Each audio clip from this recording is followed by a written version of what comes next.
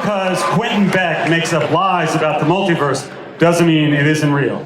Doctor Strange in the Multiverse of Madness. Say hi to the director, Scott Derrickson.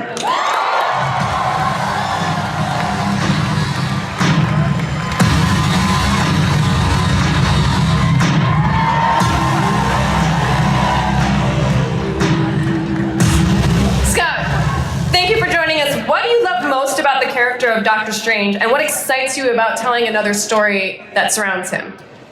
I mean, what excites me about Doctor Strange is what made him great in the comics, that he doesn't fight villains from this Earth or even from this universe, but from the multiverse and from other dimensions. So you get into all kinds of psychedelic weirdness, which this movie is going to. But when I came and talked to Kevin about doing a sequel, I said, I don't want to do just another sequel to do a sequel. If I'm going to do it, it has to go into the territory that drew me into the Doctor Strange comics in the first place, which is how they dipped into the gothic and the horror and the horrific, and we're gonna make the first scary MCU film. Yes! Yes! You had me at goth. Yeah, you know what? No, it's PG-13, you're gonna like it. You know what excites me about Doctor Strange? What? The fact that Benedict Cumberbatch plays him. Yes, absolutely. Ladies and gentlemen, Benedict Cumberbatch.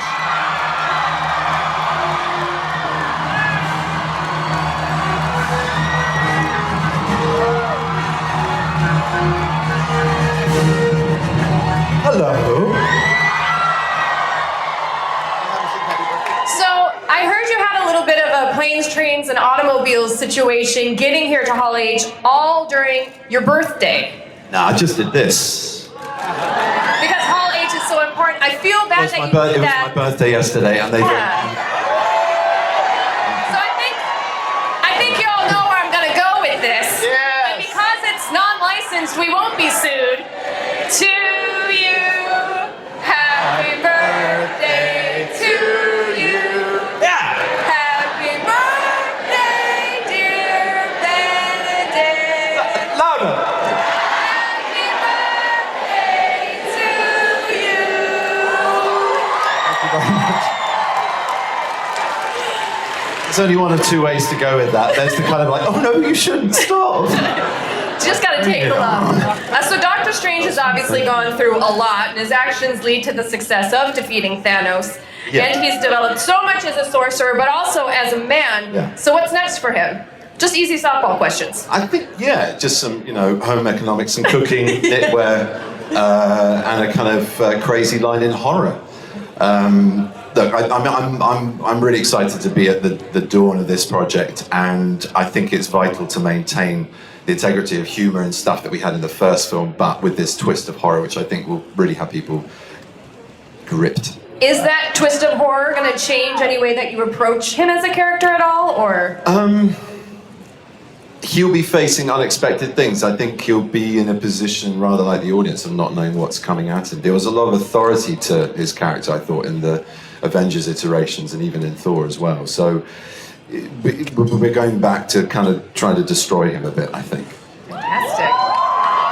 Kevin, again, being that it is Hall H, you know I'm going to ask you, do you have anything else you can share? Not much, obviously, early days, but when you have a strong sorcerer, it also helps when you have a strong witch. And the Scarlet Witch is appearing in this movie alongside her. Let's bring Lizzie Olsen back out.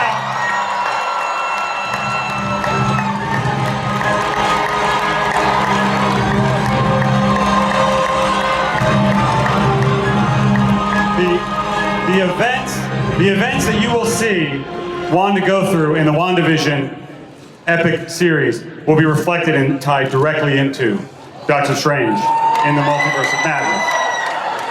So, Elizabeth, thanks for joining us back on stage. That being said, is there anything that you can tell us about how your Disney Plus show will play into Doctor Strange in the Multiverse of Madness? I don't know if I could answer the how, but I think I'm really excited to be able to link one story on one medium and bring it into the features. We haven't done that yet, and I think that's super unique to MCU. And I think that might be the future, but I don't know anything. I really don't know anything. It's all still a secret. Well, thank you guys so much for joining us. Scott, Benedict, and Elizabeth, everybody. Thank you for all the info on Doctor Strange. Strange in